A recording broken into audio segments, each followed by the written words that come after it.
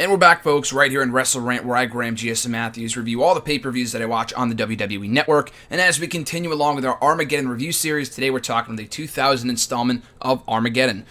So definitely one of the better overall years in WWE, as I'm sure I've talked about many times in the past during the show, how 2000 was one of the most well-rounded wrestling years in WWE history, in my opinion. This show, not so much. I mean, it had a couple decent matches. A couple of the main event matches were alright, but still not on the same level, in my opinion, as some of the other greater pay-per-views from 2000. Even not as great as the Rebellion pay-per-view from a few short weeks earlier. I thought this pay-per-view was a little bit worse than that one, but still an alright pay-per-view on the whole. So kicking off the show, an intergender elimination tag team match with the Radicals, Dean Malenko, Eddie Guerrero, and Perry Saturn, taking on Team Extreme, Jeff Hardy, Lita, and Matt Hardy. So the match was alright. It was a bit short for an elimination match. There were rapid-fire eliminations. And the main story here, obviously, it came down to Dean Malenko and Lita. Dean Malenko wanted to go out with Lita, not telling her that he was married, and then the Hardy Boys ambushed him in Lita's hotel room, so they had that whole story going on. So despite it all, the Radicals go over after Dean Malenko just dismantles Lita to score the victory for his team. Again, could have used a few more minutes, but a fun furthering of that story nevertheless. I mean, you would never see anything like that today, by the way. Not only the story, but just someone just beating the crap out of a woman in an intergender elimination tag team match. Lita held her own. She was not completely destroyed by Dean Malenko, but once he got the upper hand, it was all over from there. After that, for the European Championship, William Regal defeating Hardcore Holly to retain the title. Alright match. Holly had the match cost by he had the match contest cost, I guess, by Raven, who interfered and DDT'd him to allow Regal to score the victory. So that kind of kicked off that feud, I guess. Val Venus taking on Chyna in another intergender tag team match, kind of in the midst of Chyna's feud with Ivory over the Women's Championship. And again, in an alright match, again, once, as I said earlier, something that you would never see today with a man versus woman matchup. But like I've said time and time again, though, Chyna was so good at looking like an equal with the men that it didn't really feel like an intergender tag team match, you know? It was a competitive contest. Chyna got in her fair share of signature spots, only to come up short after interference on the rest of the RTC, the right to censor. So Val Venus scores the victory. After that, a last man standing match between Chris Jericho and Kane. And it was a good match. I enjoyed the match, but I feel like I might have liked the Rebellion match better. I mean, I know this had the whole last man standing stipulation, the feud that was born over a cup of coffee, a cup of spilled coffee. But I don't know. It just felt like it dragged at certain points. They got a bunch of time in almost 20 minutes. Just not... I mean, it's not that Kane's a terrible wrestler, but I just feel like when you have Jericho in there, it could have been a really, really good match, but it felt like it kind of dragged for the majority of it. Which can be the case with most last man standing matches. They're either really good or just really fucking boring. I feel like this was kind of the latter. But still, it was alright. Jericho wins after pushing the set, kind of, on Kane. I mean, the set falls, but not really on Kane. Like a lot like the $1 Million Mania thing from a few years ago, when the set, quote-unquote, fell on McMahon, but it kind of fell on something else before falling on McMahon. You know what I mean? There was that little opening that kind of kept Kane okay. Anyway, after that, a fatal four-way tag team title matchup.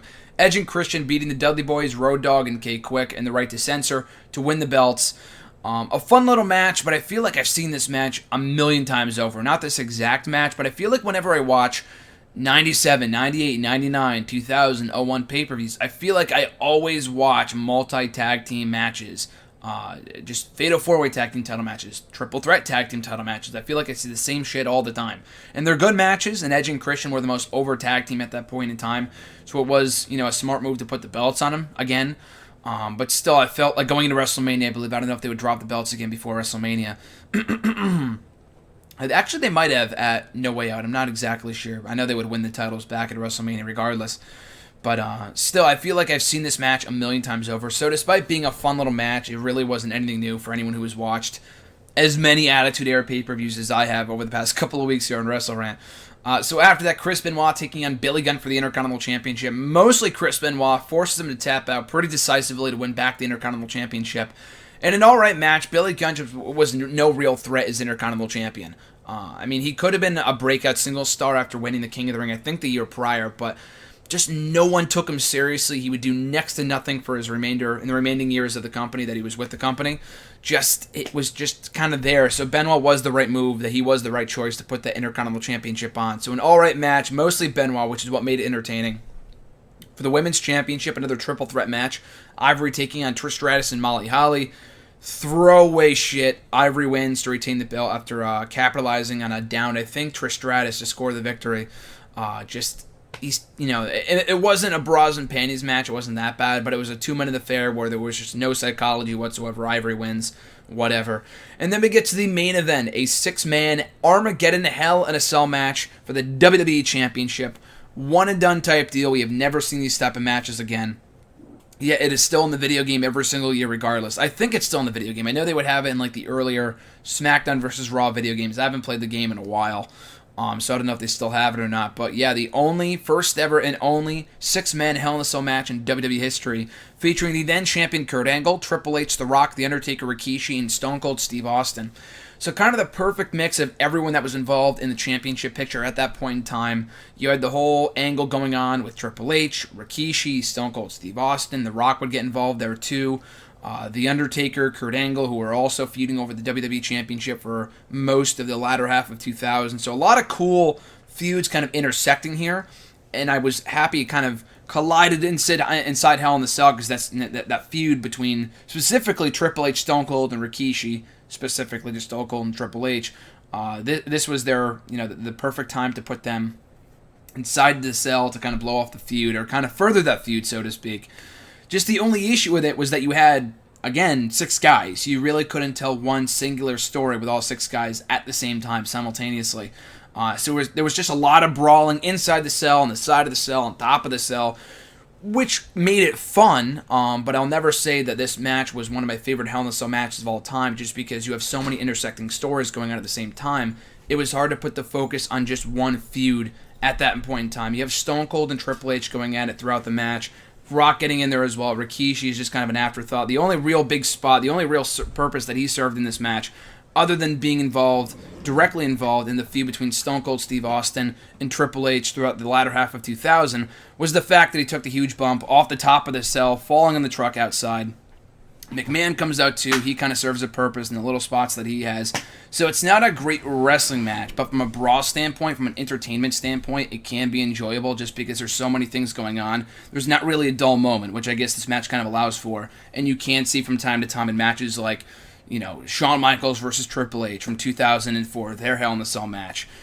More so kind of those matches from that time period. Diesel versus Triple H, or Kevin Nash, whatever, versus Triple H inside the cell from, I think, the year earlier in 2003. A lot of those cell matches do have dull moments just because it's just 2 people. Whereas with 6 people inside the cell, you have something going on at every second during the match. But at the same time, you just can't really tell a direct story with all the 6 guys. But still, a fun match for what it was. Kurt Angle didn't really have one shining moment here. He just kind of covered whoever the hell it was to retain the championship and keep possession, maintain his possession of the WWE Championship. He just didn't come out of this looking any stronger than he did going in. He had a good showing here. He walked out still the WWE Champion. He was one of the best things going in 2000 at that point in time, but it just didn't really serve a purpose just because Stone Cold would stunner him afterwards anyway. So what the hell was the point? You know what I mean? So again, a fun Hell in a Cell match. I will just probably never go on record and saying it's one of my favorite cell matches of all time just because it's a fun brawl, chaotic scene for what it is, just mass chaos, but it doesn't really, it's not really remembered as one of the greatest all-time cell matches just because there's not one real direct story as you got with, Cactus Jack and Triple H from 2000, or Shawn Michaels versus The Undertaker, their first ever Hell in a Cell match, you know what I mean? Which also, by the way, I forgot to mention this, I liked how each of the 6 competitors talked about their respective Hell in a Cell matches throughout the night. I know Taker was standing inside the ring when he got to talk about his experience inside the cell. You got Shawn Michaels, the commissioner, not the commissioner, but he was involved in the company at some point, in some form or fashion at that point in time. He was at the WWF New York restaurant, and he was talking about his experience inside the Hell in a Cell structure for many years earlier, right before he retired. So still a fun match to close out. A pretty underwhelming show for a 2000 pay-per-view anyway. If this was 1999 or 98, I would say it was an alright show. But just because 2000 produced a lot of entertaining events, I thought this was kind of not really par for the course. It was just kind of below average for a 2000 pay-per-view. Again, not terrible, but slightly disappointing. Obviously, the one and only match I would strongly suggest checking out from the show would be obviously the main event. If you haven't seen it already, I've seen it probably no less than half a dozen times. just because it's on the Hell in a Cell competition DVD that I talk about all the time, that I own. I watch it every October right before Hell in a Cell, featuring pretty much, I think, every Hell in a Cell match with the exception of Taker versus Big Boss Man from 99, I think it was, from WrestleMania 15. But yeah, I've seen the match a bunch of times. It was fun to relive it again, just for the hell of it. Fun for what it was, and that was Armageddon 2000. So again, check out the main event. Otherwise, it's not really all that musty of a show. I'm looking forward to seeing how the 2002 installment tops it. So that being said, my next video will be covering Armageddon 2002. Don't think I'm skipping over an installment just because there was no Armageddon 2001. They skipped out on that, and they did Vengeance instead that year in the December slot for the WWE pay-per-view. So there was no Armageddon in 2001, but it would be brought back in 2002 in that December slot, and I can't wait to talk about it in my next video. So until next time, guys, as always, be sure to like, comment, share, and subscribe. All support is amazingly appreciated. I'm Graham GSM Matthews, and I'll catch you folks down the road.